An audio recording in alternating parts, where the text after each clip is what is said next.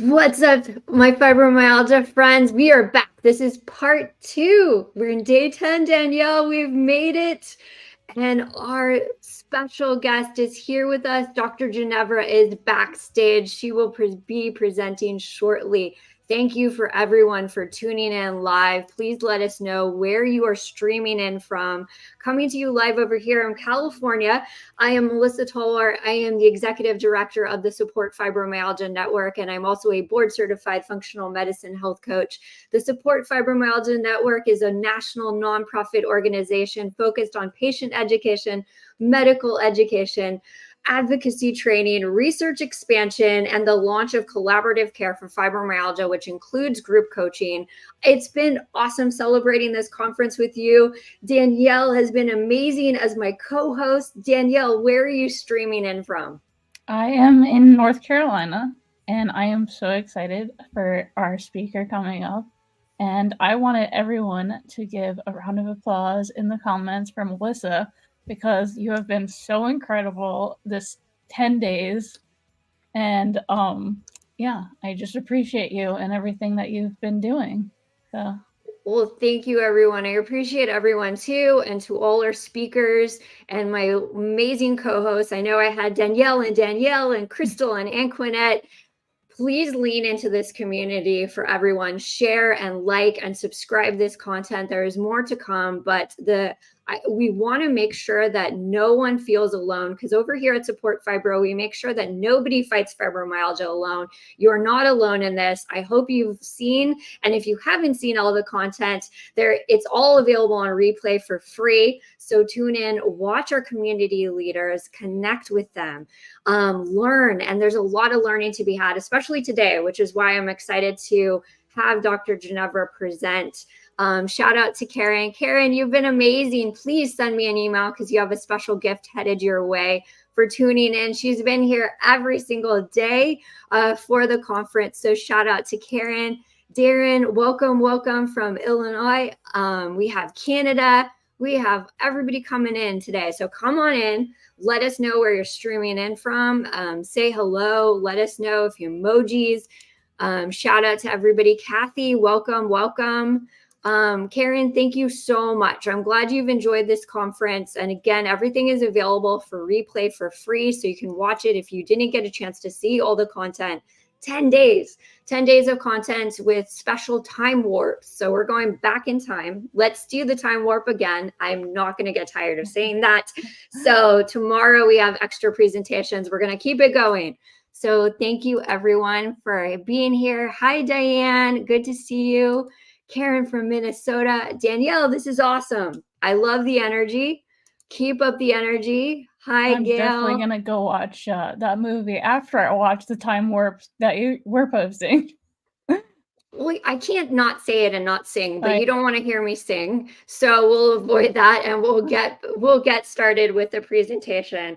And I definitely will be sharing some links so you have all this content from Dr. Ginevra. So let's bring her on to the stage. Let's do an introduction and then we'll bring her on shortly. Okay, so this is exciting, and she's going to close down the conference with us, which is even better. Dr. Ginevra is a graduate of Tufts University School of Medicine. She is a board certified in internal medicine and trained in functional medicine. After developing fibromyalgia as a medical student, Dr. Ginevra spent many years using herself as a guinea pig to find successful treatments and has fine-tuned her approach by treating thousands of patients. She is the author of the Fibro Manual, a complete fibromyalgia treatment guide for you and your doctor, which has to be on your bookshelf. If it isn't, we need to have a conversation. And the Fibro Food Formula. She is also a huge fan of Frida Kahlo, the original fibromyalgia badass, and a proud, crazy plant lady who I haven't seen enough of on your YouTube channel. So we got to get into that plant therapy right there.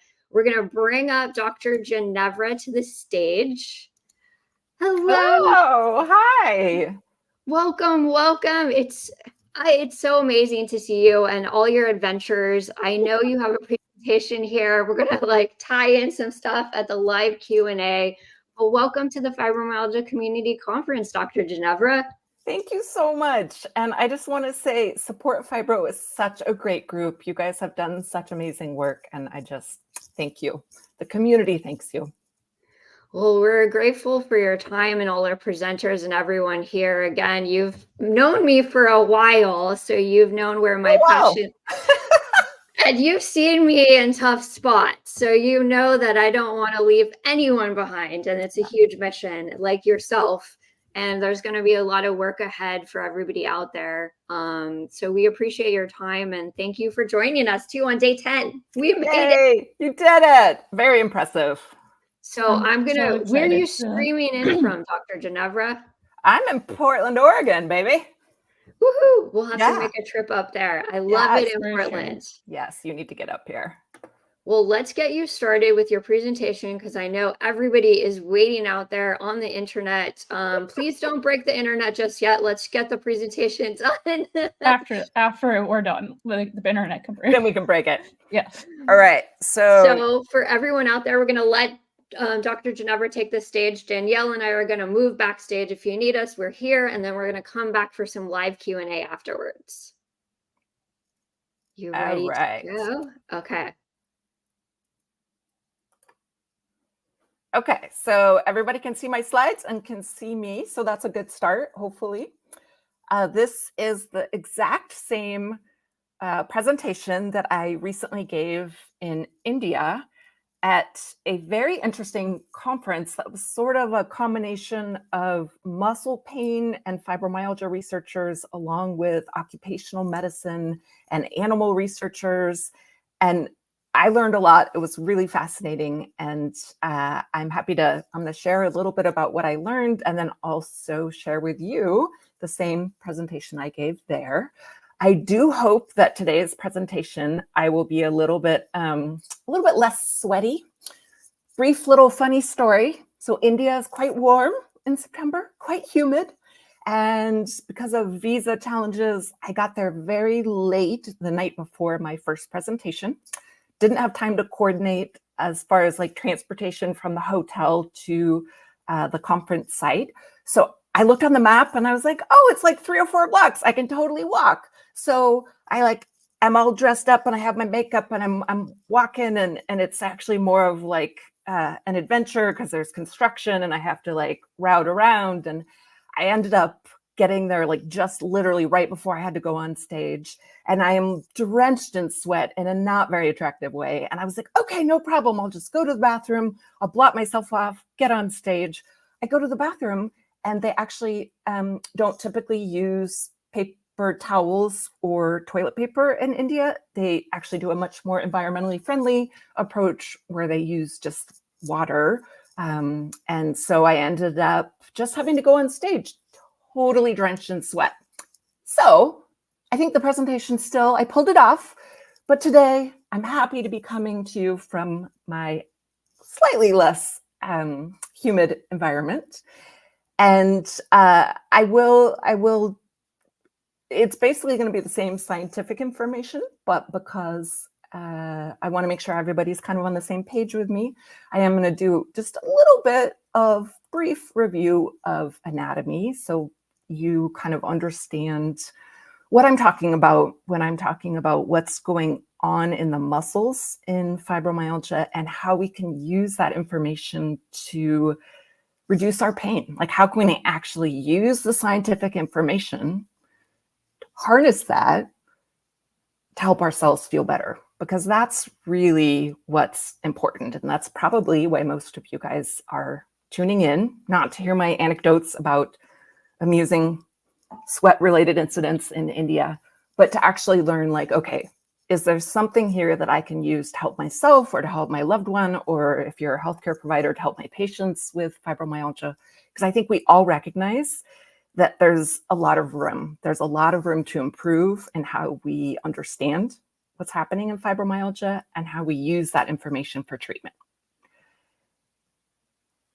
The one thing I'm not going to talk about today, which is also very important though, is the newer data showing the immune system's involvement in generating fibromyalgia pain. If you go to my YouTube channel, I I've got several videos there where I talk about that.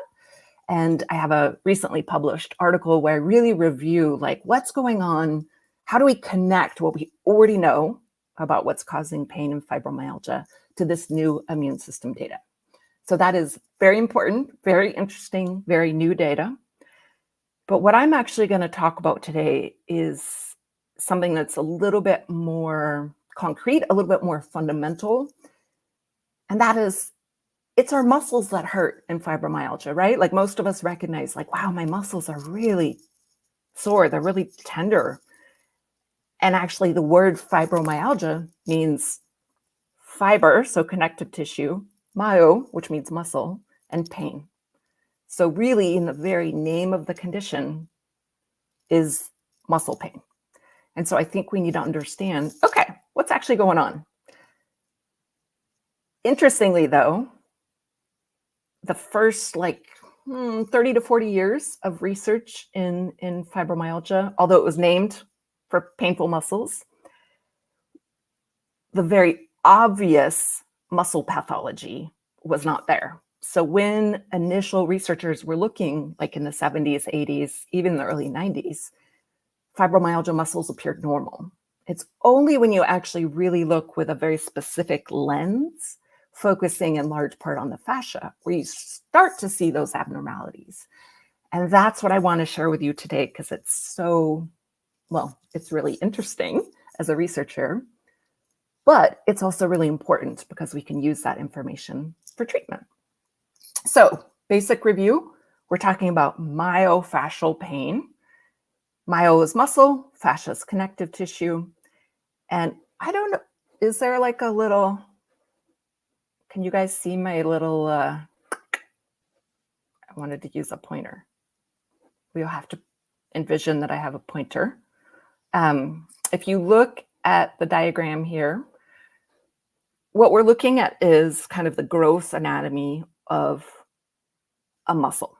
And so a muscle has both muscle cells, those are the ones that actually like are kind of springs and contract. And then it's encased in this, with this kind of connective tissue sheath that both surrounds and penetrates the muscle. And you end up with this sort of honeycomb structure, which you can see on the right there. And then you can see on the left here, this is actually a cadaver, a human muscle, where you can see the reddish color muscle cells, but then enveloped by this sticky honeycomb web, which we call fascia. And in particular, myofascia, the muscle, the fascia surrounding the muscles. So that was a very long introduction to explain what I'm going to be talking about, which is really what's going wrong, what's the pathology in fibromyalgia muscles and fibromyalgia fascia, or another way to say it is myofascial pathology. That's kind of the essence of what I'm going to talk about. This is the same kind of honeycomb structure. This time we're looking at a cross section, and you can see muscle cells surrounded by different connective tissue surroundings. And it just kind of is basically showing the different, the close relationship between both the muscle cells and the connective tissue that surrounds each muscle cell.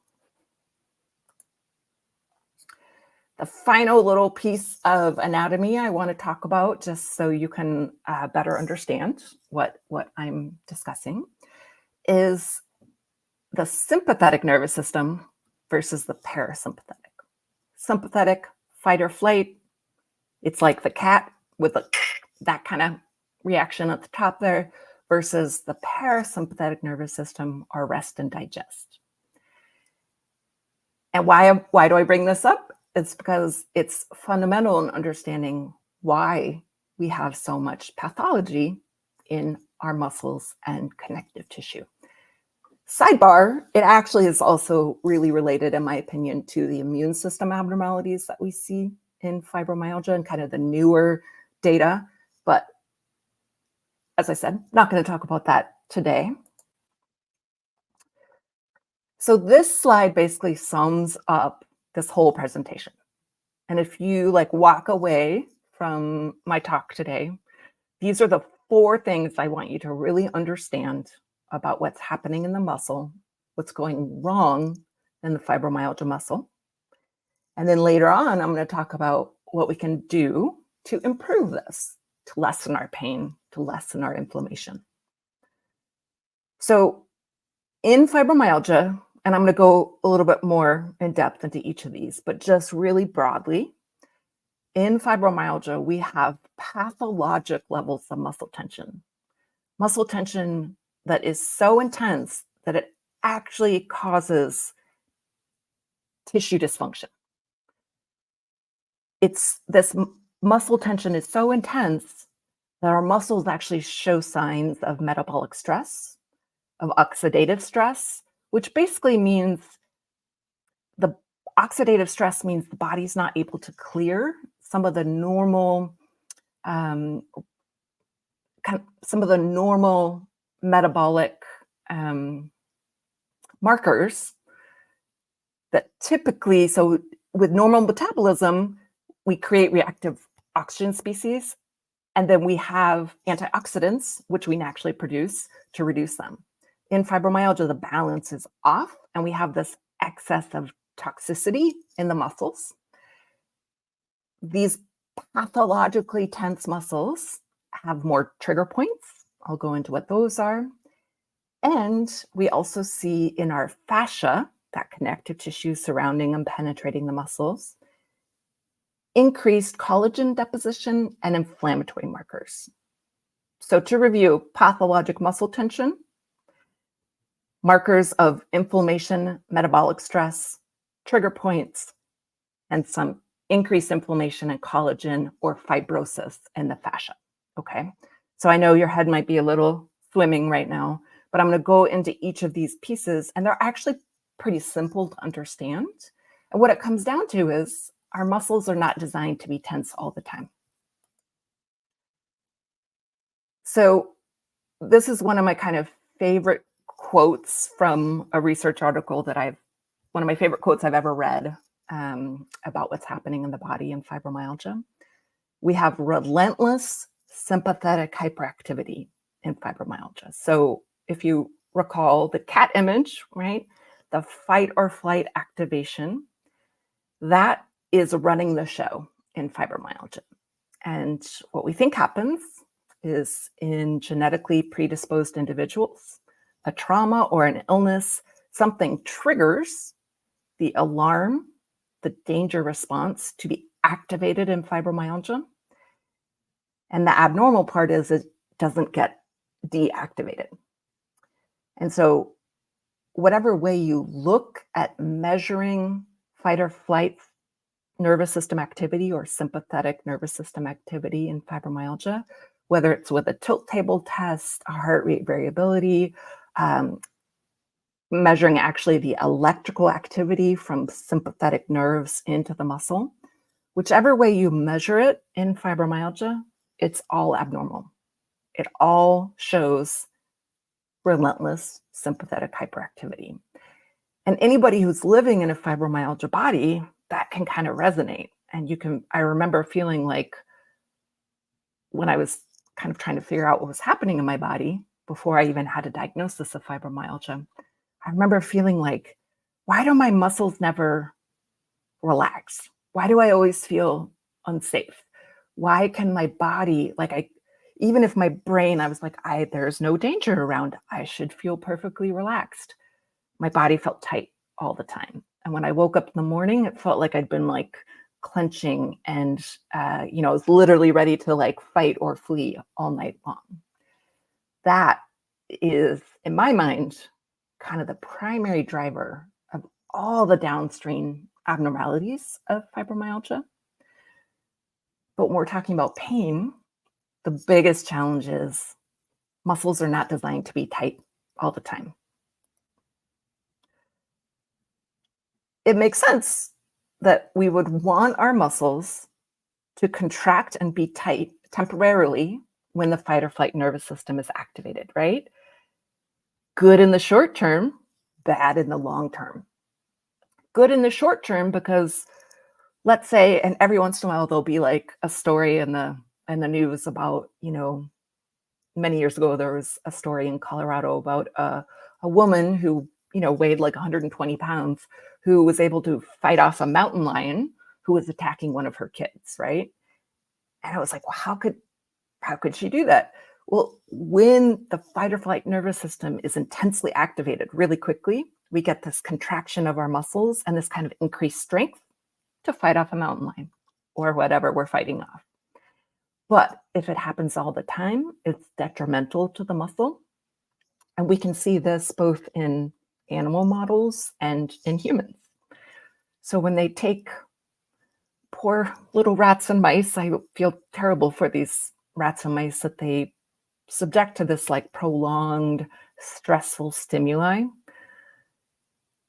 What they start seeing is they actually develop painful muscles. Their muscles hurt. And that part of the development of this muscle pain is related to some of the chemicals secreted in the fight or flight nervous system, like epinephrine, also known as adrenaline, right? So what we know is that the chemicals of the fight or flight nervous system generate muscle tension. And if that happens for too long, that leads to muscle pain.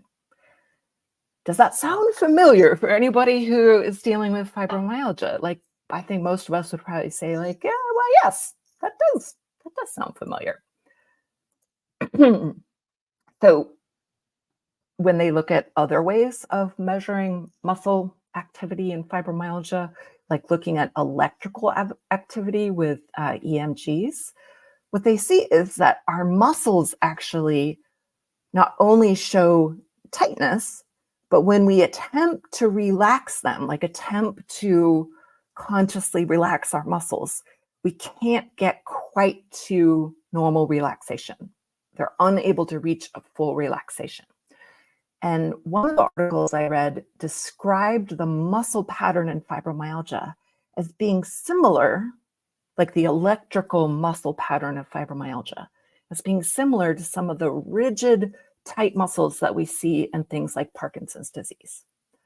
So this is important to remember when we're thinking about like, why do my muscles hurt? Well, they're really tight, and they're really tight in a way that is kind of beyond our conscious control. And we can't just sort of tell ourselves like, okay, I'm gonna relax my muscles. And even with kind of body attempts, whether it's with deep breathing, things like that, even with our very best efforts, our muscles can't ever quite reach normal relaxation. This doesn't mean that we can't make really good efforts and make improvement in our muscle tension. I just kind of want people to understand, like, there really is something going on in our muscles, and that plays a huge role, I think a really huge role, in what generates fibromyalgia pain and also how we can best address it, frankly. So if you were to imagine the fibromyalgia muscle as a basketball, let's say, and if you were to use a pressure gauge needle, they will insert like a needle inside a basketball or, other sports ball or whatever to see like what the air pressure is in there, whether you need to like inflate it or deflate it. You can actually use pressure gauge needles to see what the pressure is inside a muscle. And they've done some really interesting studies looking at comparing kind of healthy controls to fibromyalgia muscles, and also comparing not healthy controls, people that have like rheumatoid arthritis, but no fibromyalgia, to fibromyalgia. And what they've found is the pressure inside our muscles is up to 3 times normal. So we have almost triple the pressure or the tension inside our muscles. Muscles don't like being tense. Muscles don't like having increased pressure. And so the other thing we see in fibromyalgia muscles are proteins that are associated with muscle damage, proteins associated with oxidative stress, so sort of an imbalance between kind of the toxic metabolites that we're not able to normally processed. So a buildup of toxic metabolites in the muscles, along with decreased energy molecules. So reduced ATP has been shown in fibromyalgia muscles. And basically, the more of these inflammatory markers, oxidative stress markers, and kind of reduced energy that you see in the fibromyalgia muscle, the worse those markers are, the worse pain levels are. Makes sense, right?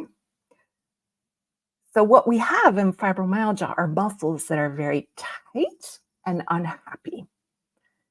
And tight and unhappy muscles generate pain and generate inflammation. They also are really prone to developing these hyper-irritable knots called trigger points. And they've done a lot of different studies kind of comparing, well, how many trigger points does the average healthy person have? And then they've looked at it in like fibromyalgia, low back pain, localized myofascial pain. And what they found is that the fibromyalgia muscle is basically riddled with trigger points, riddled with these knots. And the knots themselves then generate more pain and more dysfunction. Oh, and there's some really cool ways that you can like visually show, but basically picture a sweater that has like a knit sweater that has like a snag in it. And then that snag is not only going to affect right around the sweater, you're going to see it pulling in other areas. So what you see with trigger points is they not only affect locally the muscle, they also affect distant areas. And interestingly, the tighter the fibromyalgia muscle is, the more likely it is to have trigger points. And on average, if you do like a body count, people with fibromyalgia have an average of 10 to 11 trigger points. Healthy controls have 0 to 1. Significant difference, right? So I think you can see from everything I've talked about that the muscle in fibromyalgia is definitely not normal. And you can see how it would be a significant contributor to pain. So before I move into so we've been talking about like the muscle tissue itself. And now I'm going to talk more about like the fascia, the connective tissue around the muscle. Now, of course, you can't really separate the two. It's actually like one big network. So you can't really separate the muscle cells and the fascial tissue. But for sort of the purposes of discussion, we do separate them. And when we're looking at fascial inflammation in the fibromyalgia muscle, what we're looking at is actually like the area around the pink part here. So the area in between. And this is the area that we call the fascia. And the fascia is made up of cells called the fibroblasts. It also has collagen and extracellular matrix. I like to think about it though like a spider web. And any of you who have walked into a spider web know how incredibly sticky they are. And that's what the fascia does. It sticks things together. It's like glue. And unhealthy fascia is extra sticky. It has extra glue. And that's what we see in fibromyalgia. We have extra sticky, extra inflamed fascial tissue. And so they've done a couple of interesting biopsy studies. And what they found is an increase in the collagen surrounding the muscle cells in fibromyalgia patients. And in a different study, so on the top here, these are the fibromyalgia muscle biopsies. On the bottom, they're comparing it to healthy controls. And in each of these top images here, they're staining for a different component of the fascia. So one of them stains for collagen, And then they're staining for some immune markers and markers of inflammation. If you just take a step back though and look, you can really see the difference between the top images and the bottom, right? In the fascial area there's a lot more spider web. There's a lot more of the sticky, inflamed components of the fibromyalgia fascia. And this is the piece that is really understudied, and we really need to look a lot more into what is happening in the fascia and fibromyalgia. It's a little bit hard to get funding for this type of research.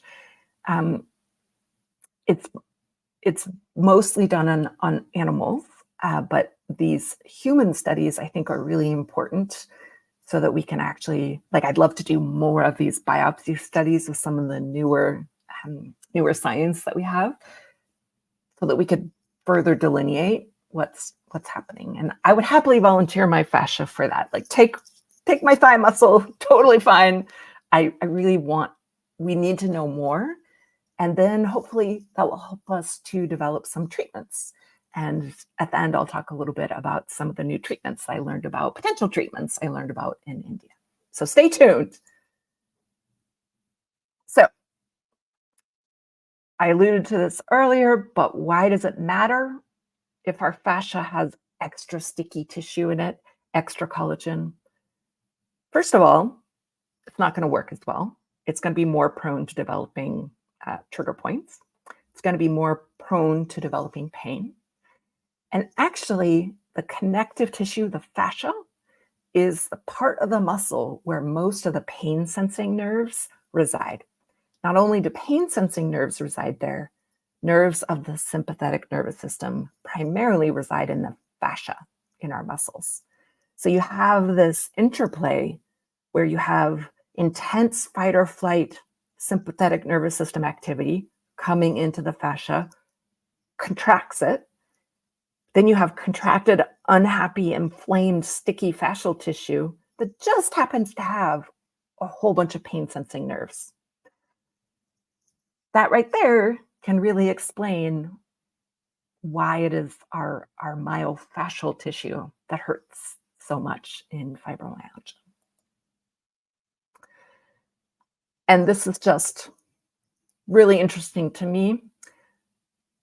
We know that muscle cells can contract, but what we're actually learning is that the fascial cells can contract as well in response to sympathetic nervous system activity. So we think that why that mother can fight off the mountain lion is because not only does that sympathetic nervous system activity tell her muscles to contract, the actual fascia around the muscles also contracts, and you get this extra contraction.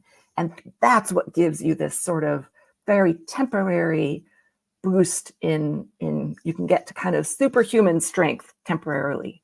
So what we have in fibromyalgia are superhuman strong muscles that are just, they've just been doing that for 20 years, right? So they're inflamed and they're tired and they're painful. But you can think about it as your own superpower, right?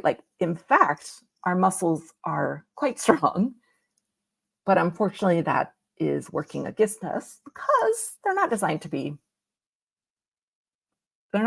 contracted like that all the time. So guess what we need to do to reduce our pain? We need to reduce the tension and inflammation in our myofascial tissue. So what are some ways that we can do that? Well, we could work on the source of the problem, which is that overactive fight or flight response. And there are ways that we can do that for ourselves. And that is our other superpower, is that we can trigger our own relaxation response, which is the opposite of the fight or flight nervous system response. So there's some simple ways to do this. Even just deep, slow belly breaths. Excuse me. Hold on, please. gentle exercise, all the annoying things that like we know we're supposed to be doing, but are actually kind of hard to make happen when you don't feel well. Guided relaxation, meditation, mindfulness, biofeedback, and anything that activates the vagus nerve, which is kind of the highway of the relaxation response. And it goes right in the back of our throat. So things like singing, gargling, even, I don't like doing this, but you can actually, if you gag yourself, it actually activates the parasympathetic nervous system. So I had a naturopath that was, gosh, it was like 20 years ago when I was first kind of trying to find ways to help myself with fibromyalgia. And he said, okay, every night when you're brushing your teeth, like gag yourself. And I was like, I don't really like that advice.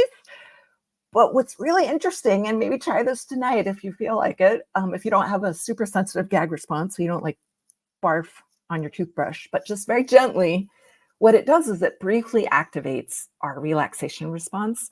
And it's weird, but you'll actually feel a little bit of like a muscle relaxation afterwards. There's many more pleasant ways to do it. But suffice it to say that anything that we can do to activate our relaxation response, even temporarily, the more often we do it, the better our muscles are going to feel. Okay. So there's not a way, unfortunately, that we can permanently, at this point, we don't know a way to permanently deactivate the fight or flight nervous system response that we see in fibromyalgia to get us back to sort of the normal balance. But there's a lot of ways that we can temporarily activate our relaxation response. And the more often we do that, the better we and our muscles will feel. And there's actually 2 chapters in the Fibro Manual devoted to these topics and more. So, pardon me, my nose is running. I have a viral yuck that has been going around. Another way we can do it, and this is a much more pleasant way than gagging yourself, is to get manual therapy.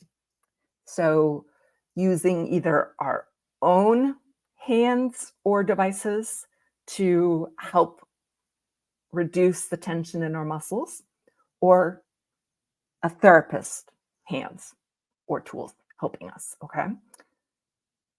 And most people with fibromyalgia, because their muscles hurt, have actually tried massage therapy or chiropractic, or we're kind of drawn to that because it's like, well, my muscles are really tight and painful, and we want something that will, like, we're instinctively drawn to something that will help ease that muscle tension or pain.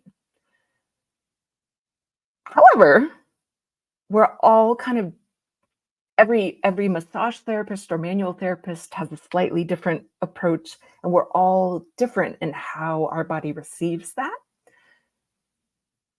One of the commonalities, though, that we see is that typically Swedish massage is the least well tolerated of manual therapies in fibromyalgia. And Swedish massage is really more of the kneading or stroking, what we kind of typically think of as massage. That tends to, in many cases, kind of flare people up. We tend to respond better to therapies that are focused on the fascia. And I'll go briefly into what those look like as well. But I will say that what the studies show really plays out in what my patients tell me and what I personally experience. So many, many years ago, when I first developed fibromyalgia in medical school, my muscles hurt and were tense. So I sought all sorts of different types of manual therapy, primarily Swedish massage. And it was so frustrating because it made me feel worse. But I kept thinking, like, well, it's just inflammation, or, I didn't know why it wasn't working. And I also didn't really know what else to try. So I tried all sorts of different therapists and styles. And it wasn't until I stumbled into myofascial release and that was about 2 years into my journey. That was literally the first time that I experienced any reduction in pain. And I was like, pardon my French, but it was so different than any massage or manual therapy I'd experienced as far as what it felt like when I was getting it. And oh my goodness, the results were so different. And that's actually what set my whole kind of career trajectory as far as like my interest in the fascia, what's happening in the fascia and fibromyalgia, why I feel like myofascial release is such a huge key, or other therapies that work on the fascia. And I really honestly credit it with my ability to have a medical career. Like, I didn't feel like I was going to be able to, I had taken a year leave of absence, and it wasn't until I found myofascial release that I felt like I could improve enough to get back to medical school. So you can see it's like close to my heart. And if you look at the Fibro Manual, or if you were a patient of mine, you know that I talk about the fascia a lot. I recommend myofascial release. It's so vital, but not everybody has access to a myofascial release therapist. So the good news is there are ways we can give ourselves myofascial release. Really briefly, a review looking at all sorts of different manual therapy approaches for fibromyalgia. Guess what they found? Myofascial release presented the best evidence of effectiveness and could be preferred over other styles. So, okay, yeah, science is backing up. I love it when the science backs up what happened, personally with me, because then you don't just have to listen to me. I certainly want to be able to provide evidence-based medicine, and I want to be able to show both patients and ultimately like insurance companies, like, hey, there's actually like a reason why you should pay for myofascial release for my patients. I digress. So what is myofascial release? It basically is prolonged assisted stretching. And we're talking prolonged like 3 to 5 minutes. Another way to think about it is like manual traction. So I need to get like a video. It would be much better than seeing these still images. But in the image on the top there, if you imagine the therapist's hands on the woman's shoulder, that would be gently pushing away from the therapist, and the therapist's hands underneath the back of the woman's skull there in the occipital region, that would be gently pulling towards the therapist. So like a really slow, like pulling away. And we're talking 3 to 5 minutes slow, because it takes that long for the fascia to relax. And remember, the fascia is really strong. It's really dense. A collagen fibril, so one little string of collagen, is as strong as the same caliber of steel. Okay, so we have literal steel that is tightened up. And so you can see just trying to knead the steel isn't going to work. What actually helps is gently pulling it apart until the collagen crosslinks can break up. That is why myofascial release is so key. Running out of time, so I will just suffice it to say that there's been some really good studies looking at myofascial release for fibromyalgia.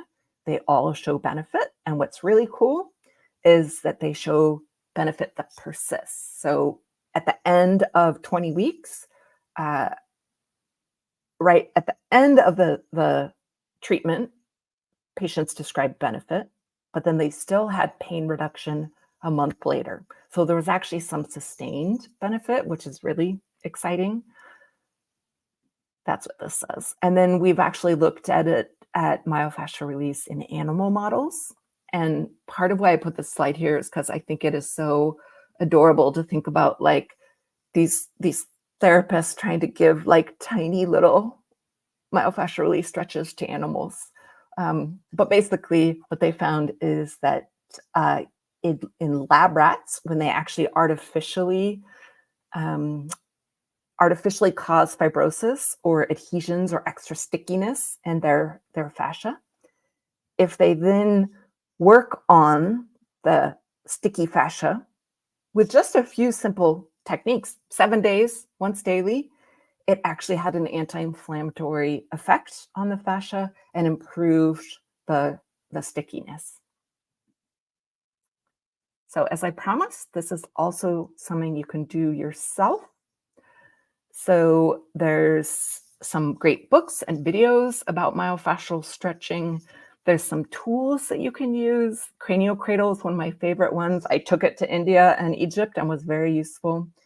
Basically, it's a pretty soft device, and you lay back on it. You can use it in lots of different body areas. But what you do is you try to give yourself that gentle stretching for 3 to 5 minutes. That's really what it comes down to. And foam rollers can be really helpful. And in that case, a lot of us are really forward, if you're doing computing or just with the tension of fibromyalgia kind of pulls us forward. So doing like body opening or chest opening techniques can be incredibly helpful and reduce pain. And actually, you don't have to just take my word for it. A study on self-myofascial release and fibromyalgia also found benefit. And it was only, it's a lot actually, but 2 50-minute sessions a week of patients working on themselves using a variety of tools, and they showed significant improvement. So it doesn't have to be, every day. I try to, honestly, my goal is to try to do 5 minutes of self-myofascial release care a day. Like that's it. If I skip that, I definitely notice the difference. And it doesn't have to be huge, but I think the care and feeding of our own fascia is something that we really need to learn about and know how to do in fibromyalgia. I plan to make some videos about that going forward. Trigger point injections are also ways that providers can help us. It just kind of it's actually the physical insertion of the needle helps break up some of the sticky areas, the sticky knots. And then there's some really cool self-treatment for trigger points. This Thumby, you can like suction to the wall, and it's really nice to like lean up and break up some of the trigger point pain. Gentle stretching has also shown benefit for fibromyalgia. And yoga. All those things that we kind of talked about, if you recall, in the slide about how to activate our relaxation response. What's really cool is that things that, like, you can get kind of a 2-for-1 if you're doing something that both helps to induce a relaxation response and also is gently stretching the fascia. That is a really magic combination, I think. So that's where I think things like certain styles of yoga can be so helpful, or kind of mindful exercise, so gentle stretching with some deep breathing. And then no fibromyalgia presentation is complete without saying, darn it, exercise is helpful. It's just hard to get ourselves to do that if we're feeling terrible. I think even sometimes just gentle stretching is enough exercise for us. But if you do a little bit of gentle stretching and then just incrementally increase and do gentle exercise, all sorts of studies, like literally over 200 different studies have shown that all types of exercise are helpful. And I think where health coaches actually can be really helpful, or physical therapists, is in helping us find ways to actually incorporate that into our lives. And there's actually a whole chapter in the Fibro Manual devoted to that as well. So let me see if I forgot anything. I don't think I forgot anything and what I wanted to talk about. I am definitely happy to answer questions. I will say that both in the Fibro Manual and on my YouTube channel, I'm trying to incorporate. I feel like people with fibromyalgia tend to be really, unfortunately, tend to need to become experts in fibromyalgia because most likely their doctor or health care provider is not. And so a huge aspect of what I feel like my mission is to try to educate both patients and providers on what's going on in our body. If we have that knowledge, we can empower ourselves with that knowledge to either guide our providers to help us or use that information on our own to help ourselves, because sadly, that is really the position that we are in. Oh, I know what I forgot to say. I wanted to say what I learned in India. So, remember I was talking about how there's extra fibrosis or extra collagen, extra sticky connective tissue in fibromyalgia, that's a big part of our muscle pathology. There was a very cool, badass female research scientist there named Mary Barbe, B-A-R-B-E, from Temple University. And she does primarily animal research. And she's actually an occupational medicine researcher.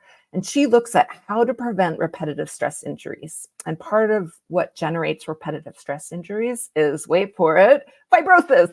So she has been looking at all sorts of different ways, like how can we prevent the repetitive stress injuries that basically she induces repetitive stress injuries in these mice, and then sees what helps.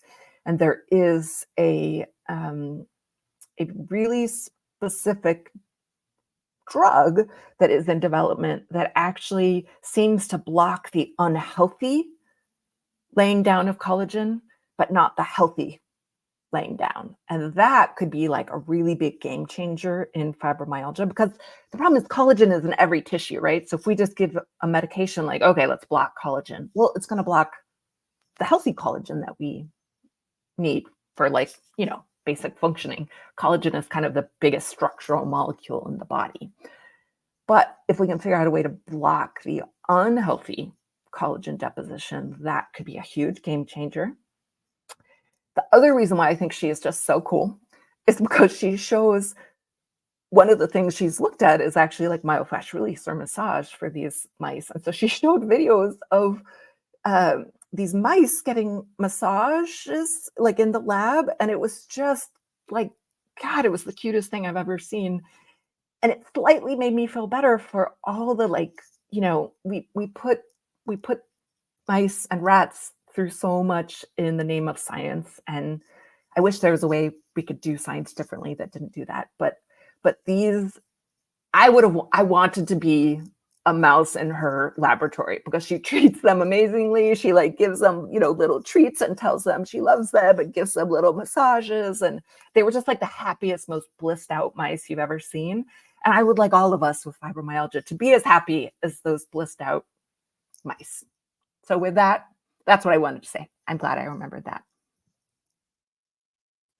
Well, thank you so much for this wonderful presentation, Dr. Ginevra. And I think many of us would agree those are very lucky mice to Right? be with the massaging. I was like, how do we volunteer? There's some people in the chat. We're like, can we volunteer to do all of that? Because we want to get some.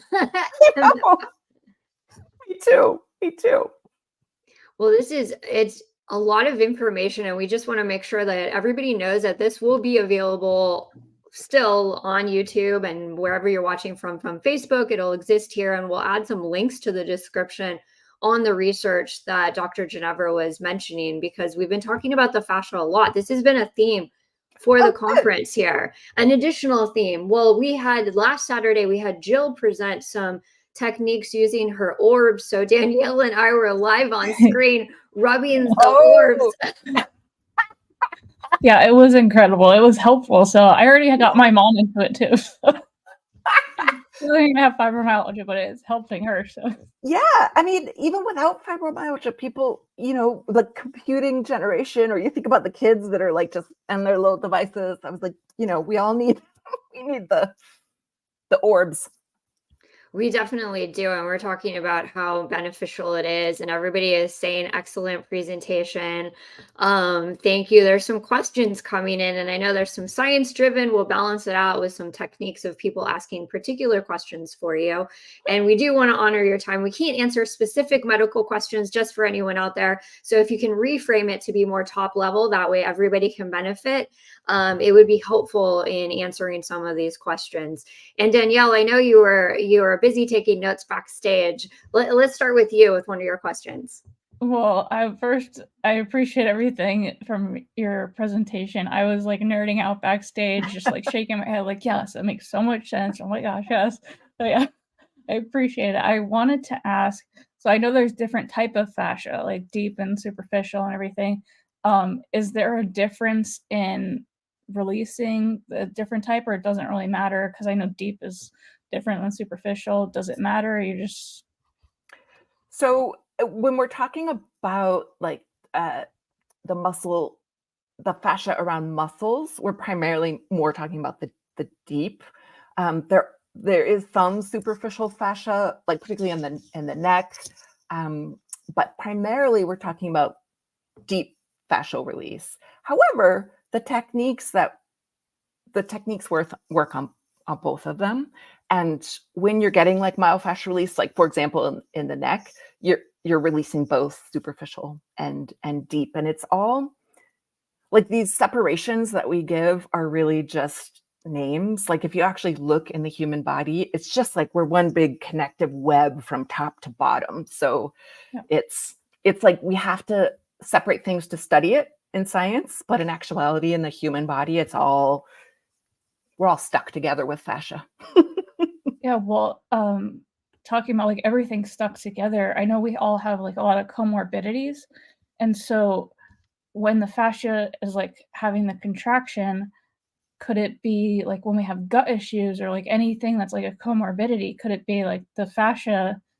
I know it's like kind of an open-ended question because science is like, oh, we don't know 100% anything really, but our comorbidities could also be correlated to our fascia, and maybe doing myofascial release could help with our comorbidities.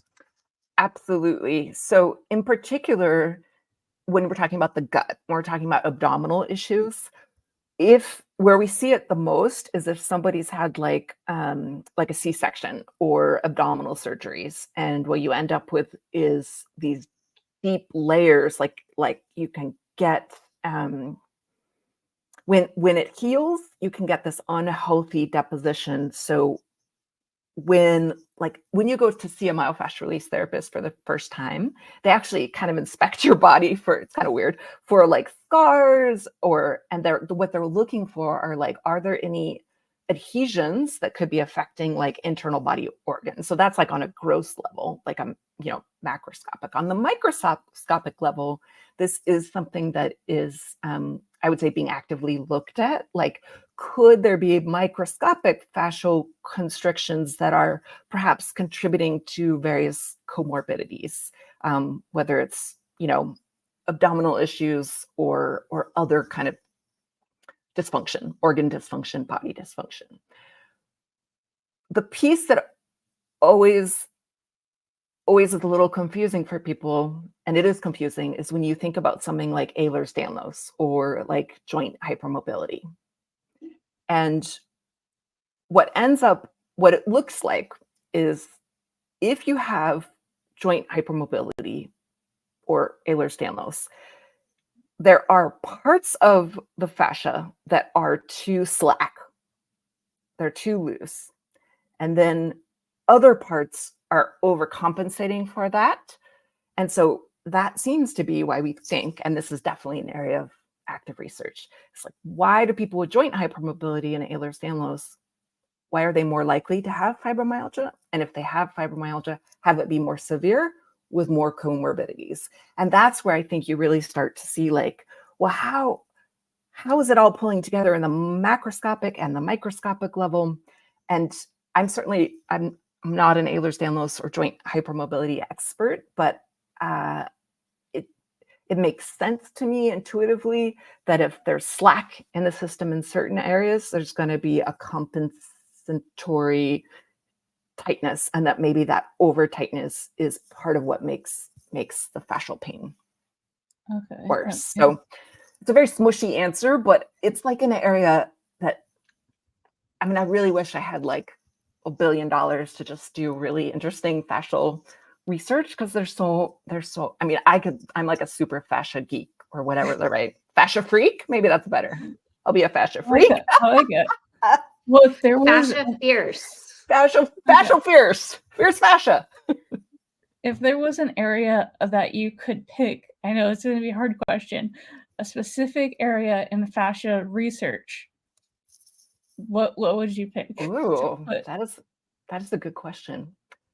What I would probably want to study would be to do like before and after, like do before and after in the live body, looking at myofascial release. So like, here's what a muscle looks like before myofascial release, maybe like with ultrasound, or they have really fancy new imaging technology, right?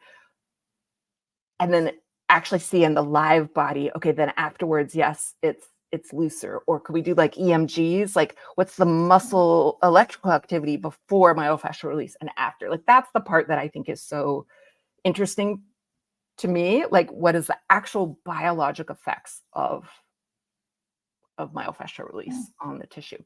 And I think it's close to my heart because it's been so fundamental in my recovery. So I would probably focus on that. Well, there's definitely a lot of science involved with that, because as you put some keywords on your slide with pyruvate, lactate, and ATP, I'm wondering, is there research that dives into the ATP related to fascia? Because so many of us can get post-fatigue after, I mean, with all this movement, and then we just crash. Yeah. So there's work looking at ATP levels in kind of the gross level of the muscles, but they haven't separated it, at least in fibromyalgia, into the muscle versus the fascia. So like within the myofascial system, like looking at primarily, they've looked at like the lumbar muscles, so like the low back muscles and connective tissue. That's where they've definitely measured low ATP and elevated pyruvate and lactate.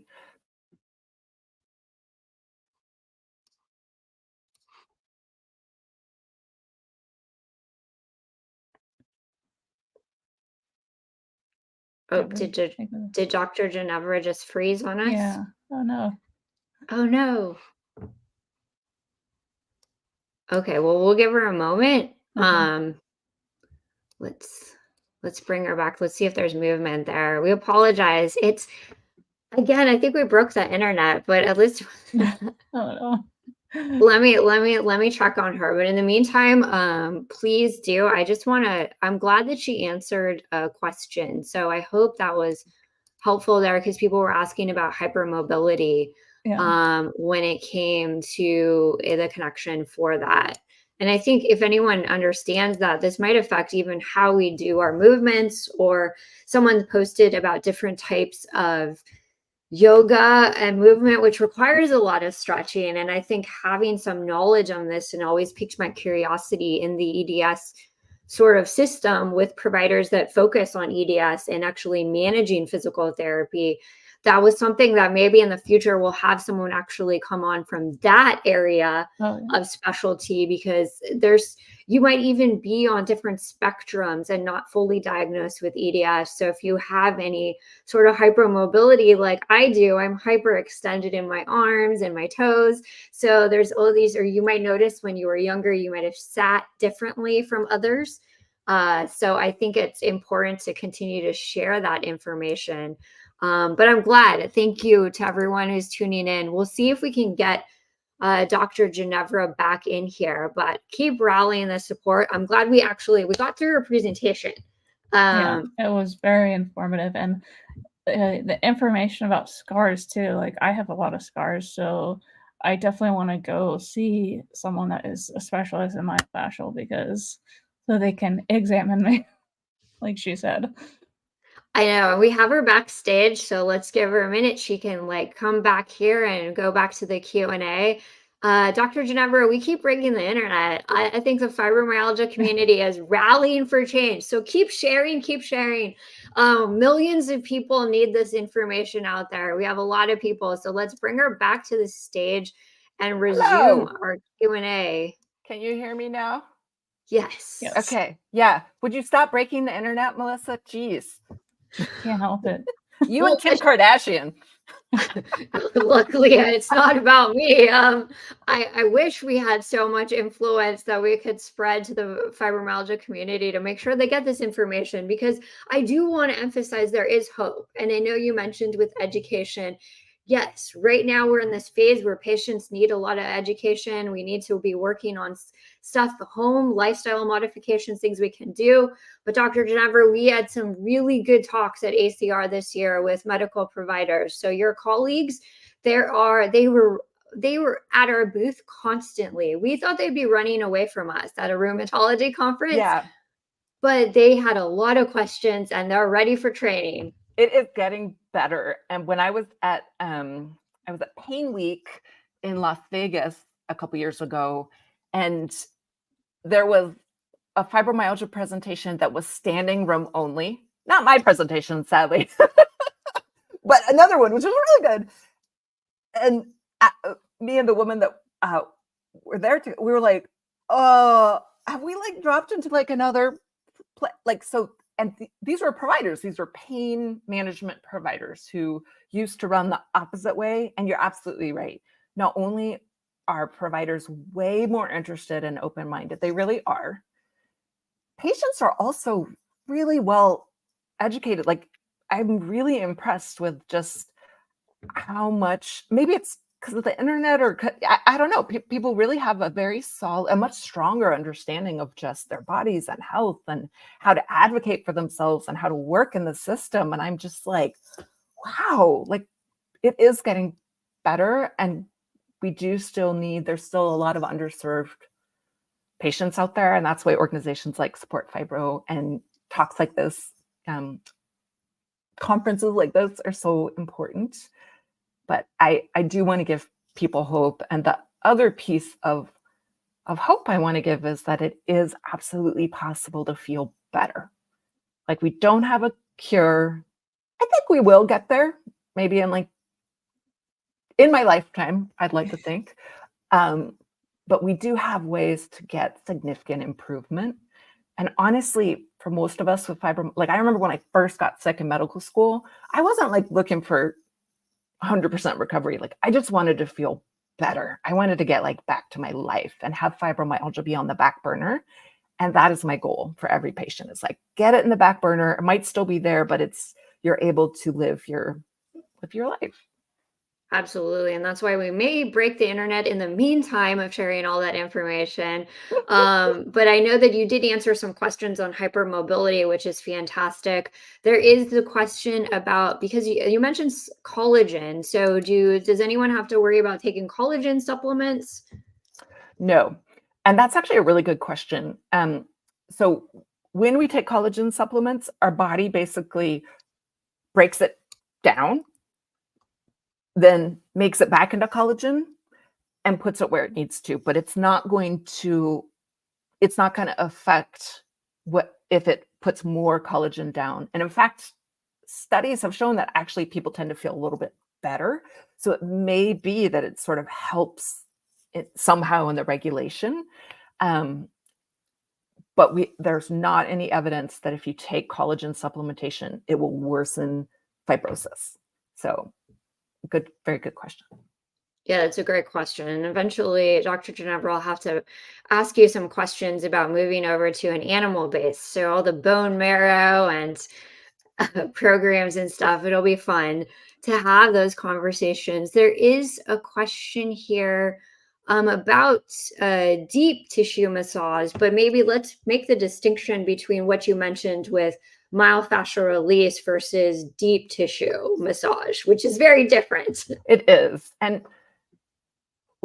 even bigger than that, we need to make the distinction even within myofascial release or within deep tissue massage. There's a whole bunch of different styles within each of those. And so there's very broad categories. But typically, deep tissue massage is a form of Swedish massage. So the rubbing, the kneading, that's more intense. So like deeper rubbing, deeper kneading. Typically, people with fibromyalgia do not do well with that. That's just typical. And I've had some patients that are like, oh my God, deep tissue massage is amazing, but only when I get it from this person. That person's deep tissue massage makes me feel terrible. So this is where scientific study of things like manual therapy can be challenging, because we have to make sure we're all talking about the same thing.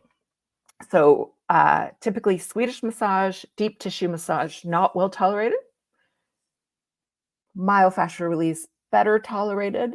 Within myofascial release, there's several different families or branches, right?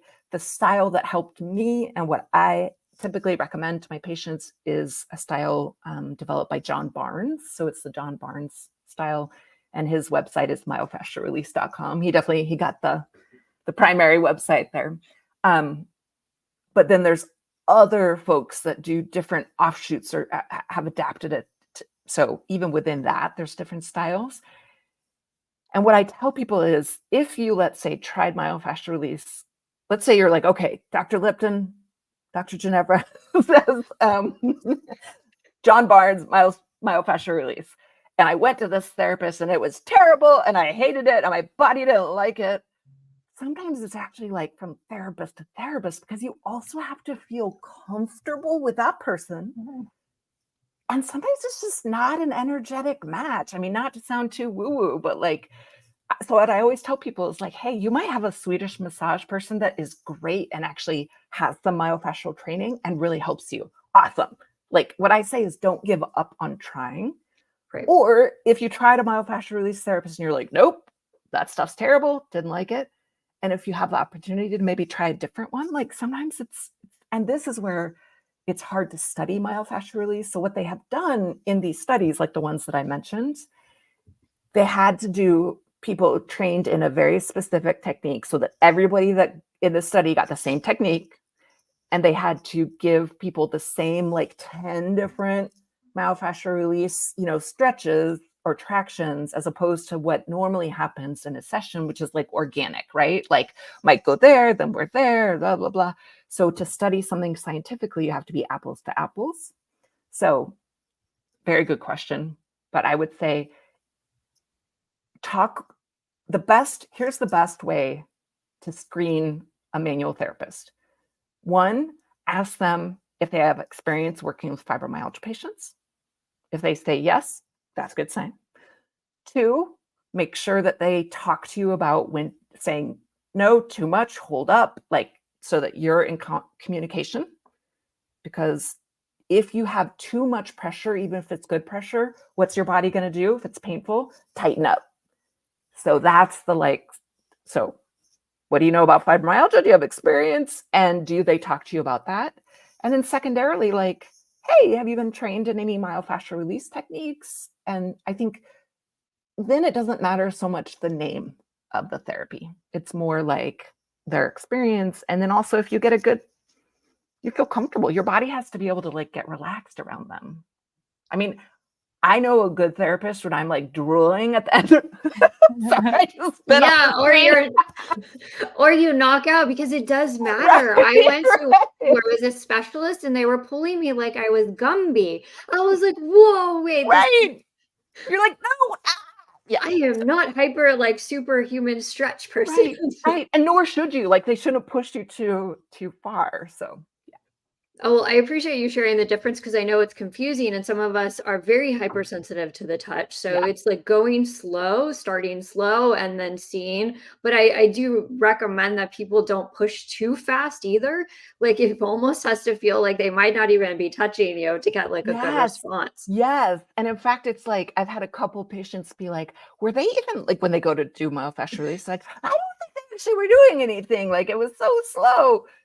But that's like, if you're imagine holding something for 3 to 5 minutes and how slow that is. Like 3 to 5 minutes. I've done some training to learn how to do myofascial release. And when you're giving it, I will say 5 minutes is like 50 minutes. I'm like, oh my God, it really can't. It's only been 90 seconds. Are you kidding me? It's a long time. Yeah, so when I had my first one, I was like, this lady's like just not touching me. Right. But then after I was like, this is the best massage I've ever had in my life. Right? Exactly. Exactly. That's a I good. know, I was able to calm down. I didn't look like the first cat in the picture because I'm always like this. My shoulders actually relaxed for the first time ever, and I was, Yes. was calmed down. So that's why it's getting this information. And, please, to everyone out there, please subscribe to Dr. Ginevra's YouTube channel. It is a wealth of information. She's going to continue to put content there for everyone. And I know we appreciate people tuning in live. And Dr. Ginevra, there's a couple things we want to close out with you, but what's ahead for 2024? Well, I do plan on getting back. Oh no, the suspense. She's making the suspense happen now. Oh no, she froze again. See? Okay, we'll have to bring her back in. I think this internet has really got it. Ooh. Yes. It's Well, testing us today. I know it is testing us, but let's okay, so first of all, let's make sure that you have the YouTube channel. And how many people out there have read her book, The Fibromyalgia? I need to make sure that everybody has that book. Yeah, absolutely. And if you don't, we're going to figure out how to try to get you that book. That's the number one book that I always recommend that's on your bookshelf. So first of all, let's get you the YouTube channel so that everybody can have it out there. We keep breaking the internet. So that just means that we have to close out for everybody soon. Let's see if we can get I her know back. we didn't talk about it today, but she also sells CBD, which I love CBD, and we will definitely have a talk about the different types and everything at another point in time. But she has a great it's called Frida's Botanicals. Yep, So let we me post will the link. share that too. You should Oh, definitely check it out. She's back. And I think the internet, let's just capture what's going on with 2024. Let's just promote where you can find her.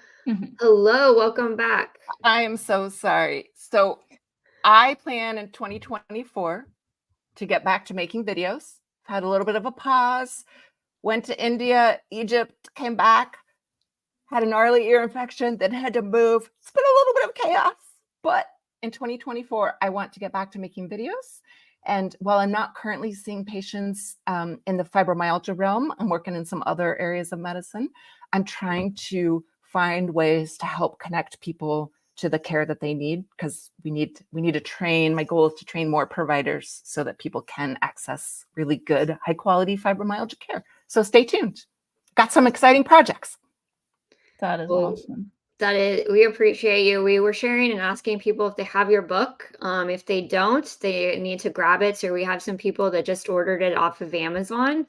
Best book ever. Yes, we agree. Because this is like the mandatory book to have on your bookshelf. So we wanted to check in with everybody to make sure. And Mo, if you don't, send me an email, because you have a gift headed your way, and we always travel with Dr. Ginevra's manual. So I think everybody's seeing that it's not a used copy. I carry them in my suitcase, and they'll just be like, "Oh, you don't have it here." Even if they don't ask, they get it. And then we were talking about your Frida Botanicals too, and how much it helps us. Danielle's an enthusiast with all of this, but I love the herbal muscle balm. That is my favorite, along with magnesium cream. I use it. I don't know if I'm supposed to say this out loud, that I use it with combinations or. Well, me too. But different combinations, and I'm so glad it helps. Well, thank you for your time, Dr. Ginevra. We really appreciate it. We look forward to connecting with you more. And again, we'll be watching you on your YouTube channel and your adventures and travels. And we're going to support you educating medical providers, because there is help with medical providers that want to learn. There's some other fibro nerds in the background that want to collaborate and create some better care. Yay, thank you so much. I'm definitely going to share your research papers with some doctors. I already have it in my mind. So, Oh, cool. yeah. Awesome. Yes. Thank you guys so much for hosting this wonderful conference. And thanks everybody for watching and listening to my amusing anecdotes. We love it because it shows that we're human beings with fibromyalgia and Right. Livy. I mean, India, that's a tough with the weather changes and humidity. It was impressive. It was great though. Thank And you. you had an adventure. So that's what we want to hear from. And you're finding joy in those adventures. Yep. Yep. Right. So Thank you thanks guys. again. Thank We you. will see you Thank later. you. Bye. Bye. Well, this is it for the Fibromyalgia Community Conference, at least for the live portion. Danielle, thank you so much. Everybody rally some applause for Danielle. Big shout out. She is definitely going at it for 10 days straight. You did too. So, Well, thank you shout out everyone to also Melissa. for being patient, for allowing me to take off on Tuesday for taking my exams in microbiology and biochemistry. I did officially pass them. So I appreciate being an effort. I have the next round in finals. And so that's why it's exciting to share with everybody, because there's more to come in 2024 with everybody. Thank you for hanging out with us. Again, Danielle, did you have any parting words before we close out the conference today? I just am grateful to be here, grateful for Support Fibro and everyone that participated in this. So I'm looking forward to more communication with everyone in the future. We'll definitely connect. Please connect with everybody in this community. You've seen 10 full days of healthcare professionals, researchers, global community leaders all across the world that are advocating for fibromyalgia. We definitely have a full community out there. Please definitely connect. Know that you're not alone. And I did see a question there. We are working on a provider directory.